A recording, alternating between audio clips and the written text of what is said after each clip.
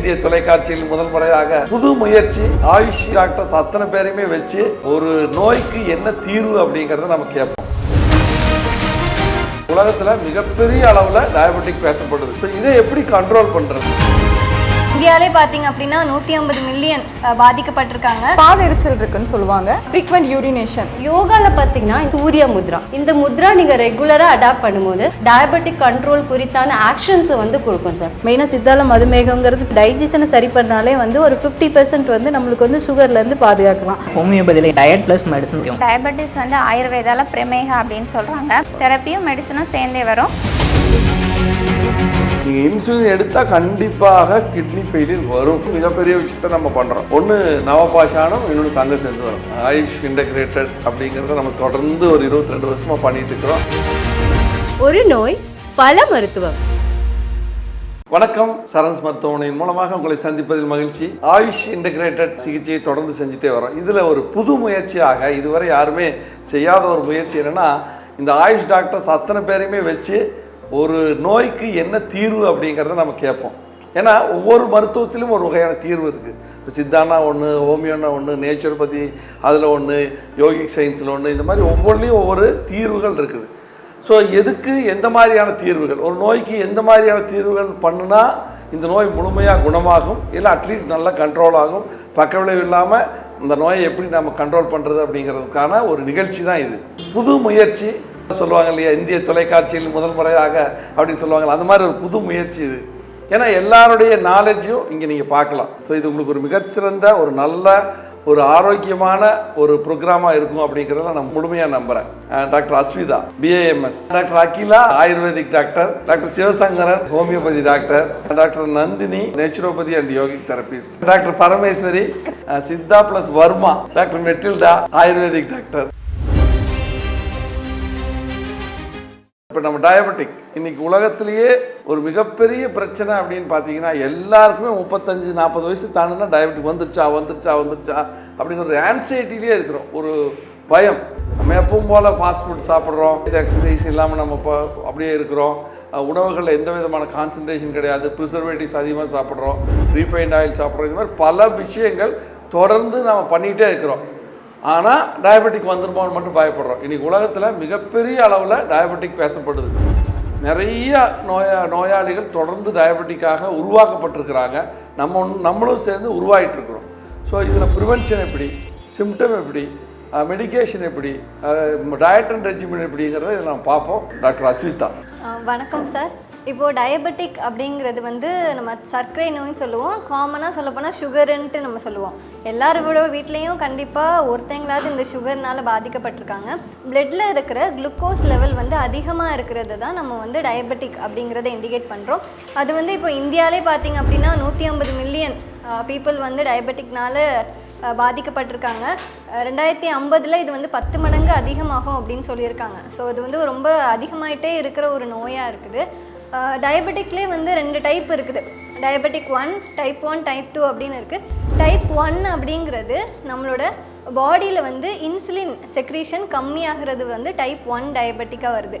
இது மோஸ்ட்லி வந்து சின்ன வயசில் 20 வயசுலேருந்து 40 வயசுக்குள்ளே இருக்கிறவங்க தான் அதிகமாக பாதிக்கப்படுறாங்க. முக்கியமாக 10% பீப்புள் வந்து டைப் 1 டயபெட்டிக்னால பாதிக்கப்படுறாங்க. மோஸ்ட் காமன் வந்து டைப் 2 டயபெட்டிக்காக தான் இருக்குது. டைப் 2 டயபெட்டிக்னா என்னென்னா, நம்ம பாடியில் வந்து இன்சுலின் செக்ரேட் ஆகுது, ஆனால் அதை பாடி வந்து யூட்டிலைஸ் பண்ண மாட்டேங்குது. அந்த பாடி வந்து அதால் ப்ராசஸ் பண்ண முடியல இன்சுலின். அதுதான் டைப் 2 டயபெட்டிக்காக இருக்குது. அதுதான் ரொம்பவே காமனாக இருக்கிற 90% வந்து டைப் 2 டயபெட்டிக்கால தான் பாதிக்கப்பட்டவங்க அதிகமாக இருக்கிறாங்க. முக்கியமாக இந்தியாவில் தான் வந்து டயபெட்டிக் ரொம்பவே அதிகமாக இருக்குது. பொதுவாக டயபெட்டிக் ஆக்சுவலாக வந்தோடனே பேஷண்ட்டோட சிம்டம்ஸ், நார்மலான சிம்டம்ஸ் சொல்கிறேன். பாத எரிச்சல் இருக்குன்னு சொல்லுவாங்க. ஃப்ரீக்வெண்ட் யூரினேஷன், யூரின் வந்து நைட்டில் வந்து ஒரு 3-4 டைம்ஸ் போகுதுன்னு சொல்லுவாங்க. அதுக்கப்புறம் கண் பார்வை கொஞ்சம் தெளிவாக தெரியலன்னு சொல்லுவாங்க. சடன் வெயிட் லாஸ், இந்த மாதிரி சிம்டம்ஸ் தான் இப்போது சமீபமாக பேஷண்ட்ஸ் சொல்கிறது நம்மக்கிட்ட. அது போக இருக்கிற சிம்டம்ஸ்லாம் பார்த்திங்கன்னா வேறு ஏதாவது பிரச்சனைக்காக வந்திருப்பாங்க. பட் ஆனால் நம்மளுக்கு டயபெட்டிக் இருக்குது அப்படின்னு நம்மளோட பிளட் டெஸ்ட்டில் பார்க்கலாம். அதே மாதிரி இப்போ இவங்க சொன்னது வந்து நம்ம ஜென்ரலாக நம்ம பார்க்குற ஒரு விஷயம். டைப் 1 டயபெட்டிக், டைப் 2 டயபெட்டிக், இது பொதுவாக எல்லாத்துக்கும் சொன்னால் ஈஸியாக புரியுங்கிறதுக்காக சொல்கிறது. ஸோ இன்சுலின் சுரக்காது அப்படிங்கிறத டைப் 1. இது வந்து குழந்தைகள்லேருந்து இருக்குது. என்ன ஒரு 3 வயசு 4 வயசு ஜுவைனல் டயபெட்டிஸ் அப்படின்னு சொல்கிறது குழந்தைகள்லேருந்து இருக்கிறது தான் இந்த டைப் 1 டயபெட்டிக். இதில் மெயினான விஷயம் என்னென்னா டைப் 2 பற்றி தான் நம்ம பேசுகிறோம் மெயினாக, ஏன்னா அதுதான் மேஜர். டைப் 1ல் இருக்கிற பிரச்சனை என்னன்னு பார்த்தீங்கன்னா, மெயினான பிரச்சனை நீங்கள் அந்த ஜுவைனல் டயபெட்டிஸ் இருக்கிற குழந்தைகளை பார்த்தீங்கன்னாவே ரொம்ப அனீமிக்காக இருப்பாங்க, அதாவது மல்டிவிட்டமின் டிஃபிஷியன்சி. ஸோ இது ஒரு காரணம். அப்புறம் நம்ம மருத்துவத்தில் நிறைய காரணங்கள் கூறப்பட்டிருக்குது, அதாவது ஈவன் வேக்சினேட் பண்ணுறது, மால் நியூட்ரிஷன், அந்த மாதிரி பல விஷயங்கள். தேவையில்லாத மெடிசன்ஸ் அதிகமாக போடுறதுனால தான் இந்த டைப் 1 டயபெட்டிக் இப்போ ரீசெண்டாக ஒரு 30-35 வருஷமாக அதிகமாக இருக்குது. இப்போ டைப் 2 தான் நம்ம பேசுகிறோம். ஸோ என்னென்ன வகையான சிம்டம் அப்படிங்கிறத சொல்லிட்டாங்க. நம்ம என்ன வகையான மருத்துவம் 2045ல் 1 in 8 பீப்புளுக்கு டயபெட்டிக் வரும் அப்படின்றத IDF டயபெட்டிக் அட்லஸ் 2021 அப்படின்ற ஒரு ஆர்கனைசேஷன் வந்து பார்த்துருக்காங்க சார். விச் மீன்ஸ் இதோட கிராஃப் வந்து குறையிற மாதிரியே இல்லை, இன்க்ரீஸிங் ஃபேஸ்லேயே தான் இருந்துகிட்ருக்கு. ஸோ இதுக்கு நிறைய மற்ற மருத்துவத்தை அணுகாமல் இயற்கையான முறையில் சித்தா ஆயுர்வேதா ஒருங்கிணைந்த ஆயுஷ் இன்டிகிரேட்டட் மருத்துவமாக போகும்போது இதில் பல நன்மைகள் இருக்குது வித்தவுட் எனி சைட் எஃபெக்ட்ஸ். நம்ம சுகர்னால் வரக்கூடிய எஃபெக்டை விட அதற்கு எடுத்துக்கிற மருந்துகளால் அதிக சைட் எஃபெக்ட்ஸ் இருக்குன்னா நிறைய பேப்பர்ஸ் வந்து சப்மிட் பண்ணியிருக்காங்க. ஸோ நான் எதை பற்றி இப்போ இன் ப்ரீஃப் சொல்ல போகிறேன்னு பார்த்தீங்கன்னா, யோகா அண்ட் நேச்சுரோபதி, இயற்கை மருத்துவத்தில் இதற்கான தீர்வு இருக்கான்னு கேட்டால் கண்டிப்பாக இருக்குது. ஸோ ஜென்ரலாக நம்ம ஃபிசிக்கல் ஆக்டிவிட்டியை ஒரு பார்ட்டாக இன்க்ளூட் பண்ணோம். காலையில் எழுந்தோன்னே நம்ம ப்ரஷ் பண்ணுறது எப்படி ஒரு ருட்டீனான விஷயமோ அந்த மாதிரி ஆக்டிவிட்டி, ஃபிசிக்கல் ஆக்டிவிட்டிங்கிறது ஒரு எக்ஸ்டர்னலாக நம்ம உள்ளே புகுத்துற விஷயம் கிடையாது. நம்ம வாழ்க்கையில் அது ஒரு பார்ட்டாக எடுத்துக்கிட்டோன்னா ஒரு யோகா பண்ணுறது, ஒரு ஜாகிங் போகிறது, வாக்கிங் போகிறது, ஒரு ஃபிசிக்கல் ஆக்டிவிட்டி நமக்கு ஒரு எக்ஸ்ட்ரா ஃபிட்டிங் மாதிரியே இருக்காது. அப்படியான ஒரு விஷயந்தான் யோகா. யோகாவில் பார்த்தீங்கன்னா இந்த டயபெட்டிக் பேஷண்ட்ஸ்க்கு உரித்தான ஆசனங்கள்னு சிலது இருக்குது. ஸோ நீங்கள் வந்து விபரீத கரணின்னு சொல்லிட்டு இருக்கிற ஆசனம் பண்ணலாம், சூரிய நமஸ்காரம் பண்ணலாம். இப்போ கொஞ்சம் ஏஜ்டு பீப்புள்ஸ்னால சூரிய நமஸ்காரம்லாம் பண்ண முடியாது. ஜஸ்ட்டு பெட்டில் படுத்துட்டு உங்கள் கால் ரெண்டையுமே வால் சப்போர்ட் பண்ணி தூக்கி வைங்க, ஒரு 20 மினிட்ஸ்க்கு அப்படியே வைங்க, ஒரு ஹெட்செட் போட்டு பாட்டு கேட்டுகிட்டே வச்சுட்ருங்க. உங்கள் பிரெத்தை மட்டும் நல்லா இன்ஹேல் எக்ஸைல் பண்ணி கான்சன்ட்ரேட் பண்ணிக்கோங்க. இதனால் உங்களோட பேன்க்ரியாஸ் கணையம் எந்த அளவுக்கு ஆக்ஷன் கொடுக்குங்கிறது நீங்கள் 1 மந்தில் போஸ்ட் சுகர் டெஸ்ட் எடுத்து பார்த்தீங்கனாலே கன்ஃபார்மாக தெரிஞ்சிடும். அண்ட் ஆல்சோ நிறைய முத்ராஸும் இதுக்கு சப்போர்ட்டிவாக இருக்கும் சார். நான் டூ மெனி முத்ரா சொல்லி கன்ஃபியூஸ் பண்ண விரும்பல. Only one mudra, we call it as Surya Mudra.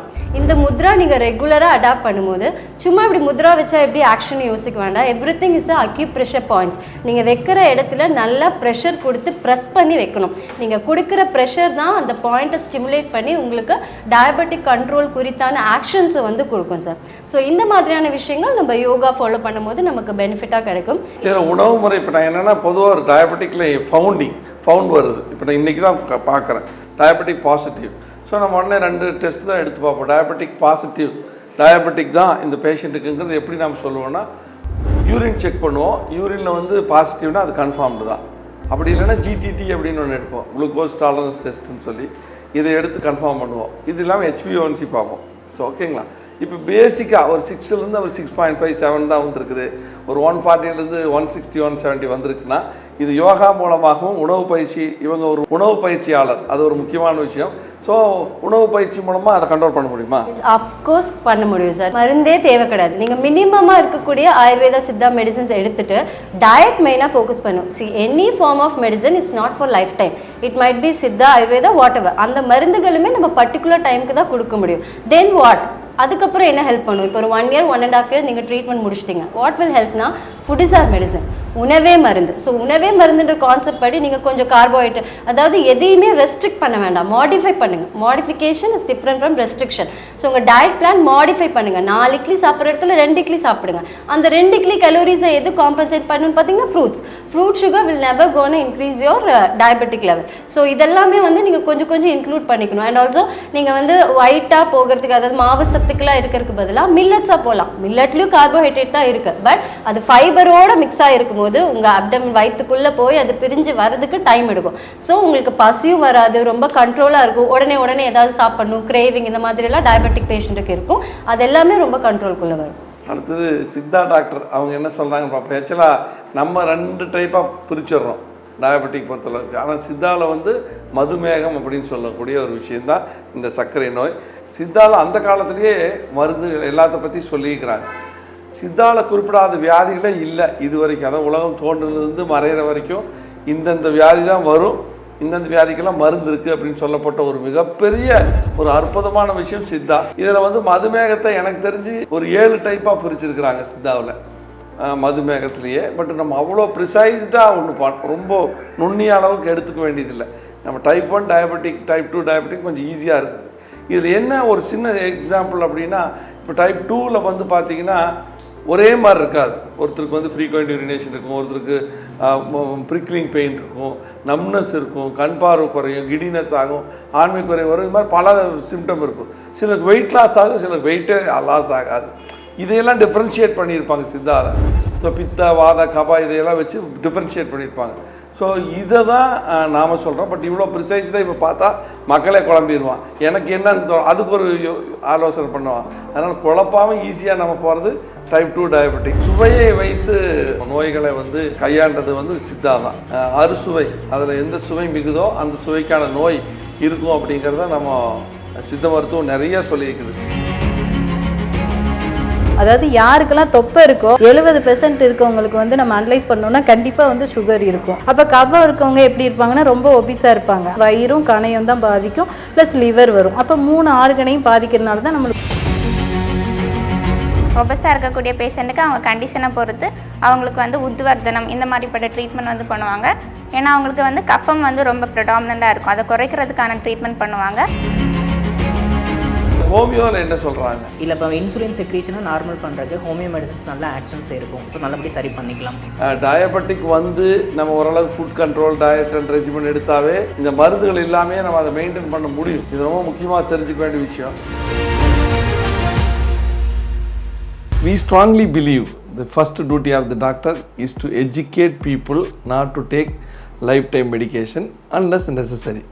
And if necessary, it should be without side effects. இதுதான் எங்களுடைய கான்செப்ட். Saran's Hospitals.